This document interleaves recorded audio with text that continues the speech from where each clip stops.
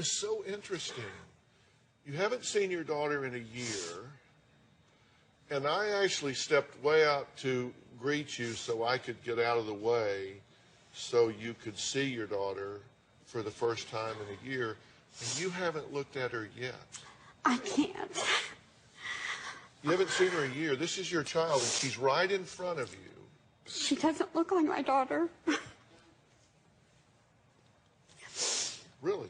I mean, it hurts me to see her like this because she looks nothing like my daughter. She's changed a lot. How do you feel? Did you find that odd? Yeah, it's really strange. That you haven't seen her in a year and she comes out and won't look at you till I make her? I'm the same person inside. It's just I've changed things in my life for the better, so she should be happy. I think any parent would be happy if their kid went from drinking and partying and sleeping around to being a more mature, not drinking, healthier person. What is it that she's doing now that you object to? She's changed her whole life. She does not see any of her old friends that are, I will say, American. She only hangs out with the Arab community. And you're saying you don't want to be around those people because you're afraid that there's going to be some type of terrorist activity? Well, I think unintentionally.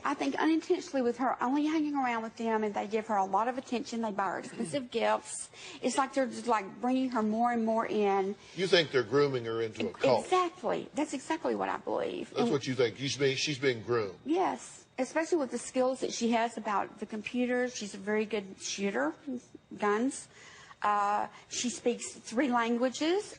And you say she drives around with an I Heart Saudi Arabia sticker on her car, and you're afraid somebody's going to, like, shoot her or run off the road. All right, well, here's what she says. She says that you have turned your back on America. You've taken down the American flags, now only Saudi Arabia flags. She says that you say Islam is 110% conviction where you need to be in your beliefs, and she's concerned you've gone too far. What do you say to her about her fears? She thinks you're going to become a terrorist. I mean, are you? No. Are you looking to be a terrorist? No, I mean, I understand what kind of information she gets about Islam based on the media and movies and TV shows and things like that, but that's the problem. She won't take time to look at what is really Islam and how peaceful the religion is. You think somebody's going to hurt her, or you think she's going to get swept up in some movement and do something terrible? Exactly. That's what I believe is it one or both? It's both. Really. So you really equate Muslims with terrorists? Well, I do, and I'm not a stupid person. I mean, when I look things up on the internet, I'm not looking for the bad things I do. I'm just looking at general things, you know. And there's more bad things that I see than there are good things that I see. I think it's a cult. I think they bring people into it because she's been given so much attention from these people. After I finish school in a year, inshallah, I plan to move to Saudi Arabia. The Saudi government requires a lot of medical exams, a lot of legal paperwork, and I've done all of that. I already have all my ducks in a row for any time that I want to go over there. I don't plan or see myself coming back to the States. That was Abby, who says she cannot wait to finish school so she can move to Saudi Arabia and never look back. Now, her mother, Darlene, says she is terrified her daughter may be brainwashed by her new friends, and that she prays this new religion as just another one of her many, many phases. Take a look. Full throttle. She got into being goth, and then she went into the military. She started swing dancing. Then she became a rapper. Then she got interested in Dutch people. She learned Dutch. She speaks Dutch fluently.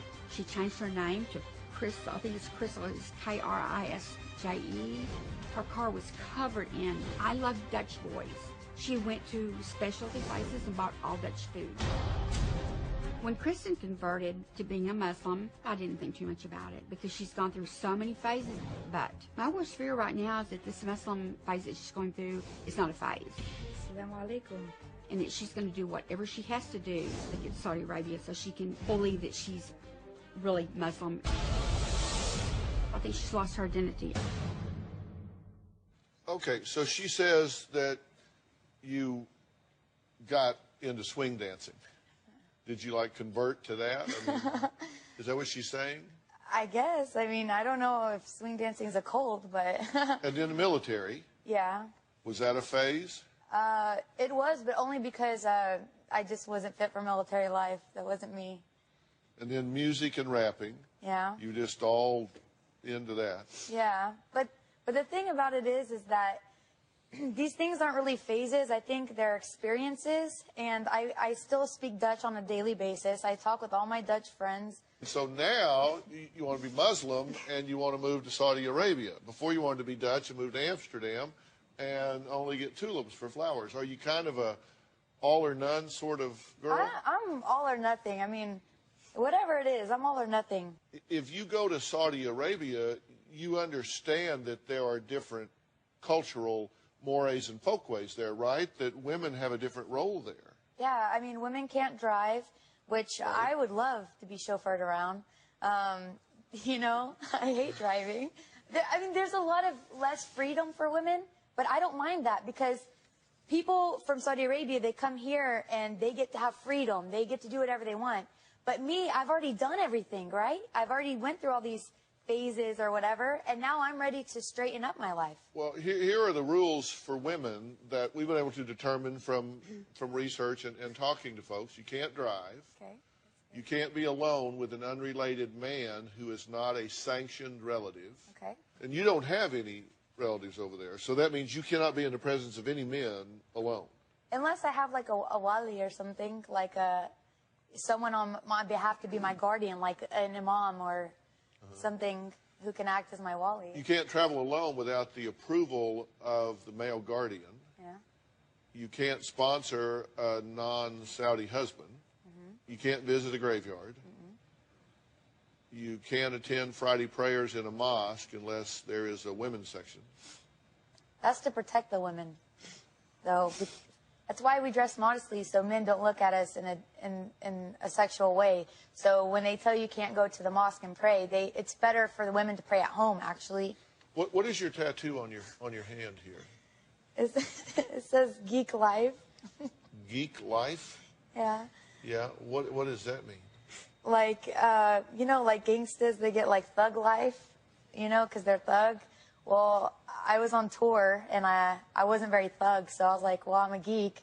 I, like, do computers and stuff, so I don't know. I was stupid. No. Really young. So she also has a Christian tattoo. What do you think a Muslim's going to do when they see a Christian tattoo on her? Yeah, will there be problems with that? The Islamic community in my city, they reject me a lot. I get talked to pretty harshly by Muslims in my community because of my tattoos. The only problem is that I got them a long time ago, and they're really expensive to remove, and I've tried to save money to remove them. I just can't, and there's nothing I can do about it. It's really expensive. All right, well, we're going to take a break. Is this a legitimate, heartfelt, spiritual conversion, or is Abby rebelling against her family? Should Darlene learn to accept her daughter's new faith? Put yourself in this situation. If you were the mother and this was your daughter, what would your questions be? What would you be thinking?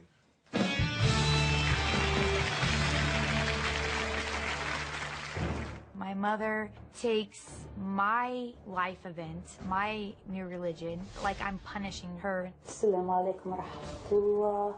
My religion has absolutely nothing to do with my mother and doesn't hurt her in any way. But for some reason, she chooses to keep playing the victim. People in my city do assume that I'm a terrorist just because I'm wearing like all black and a scarf on my head. I go to grocery stores and people are like, hey, go back to your own country. And I'm like, hey, man, I was born and raised in Texas. I think the general public is very racist towards Muslims. Well, Abby says since converting from Southern Baptist to Islam, she's experienced racial profiling. Her mother, Darlene, says that's what she gets for wearing her religious garments in public. Her mother also says she is the perfect recruit for any terrorist organization. She says her daughter's smart, fluent in 4 languages, a sharpshooter with the military training, and easily manipulated. Has anyone tried to influence you in some way to be disruptive to the American way of life or capitalism or? No, I've never even had a conversation about any sort of politics or anything with any of my Muslim or Middle Eastern friends. How do you feel about America? Well, it's a good place. The education here is really good. I really don't like America that much. I mean, I appreciate the freedoms here and stuff, but it's not my cup of tea. Yeah, what about it bothers you? I don't know. I think I like being around like old culture and traditions, and I think America is just kind of a big melting pot, and there's not a whole lot of tradition here. There's not a whole lot of culture. I mean, when I was over in Holland, you see old buildings. I've been there since God knows when, and the people have like coffee breaks at 10 a.m. every day, and everything is just like very traditional, and I don't know, I'm just bored here, I guess. I mean, who knows? I'm not closed-minded. I could move somewhere and then miss America. I mean, I don't know. I have to experience that.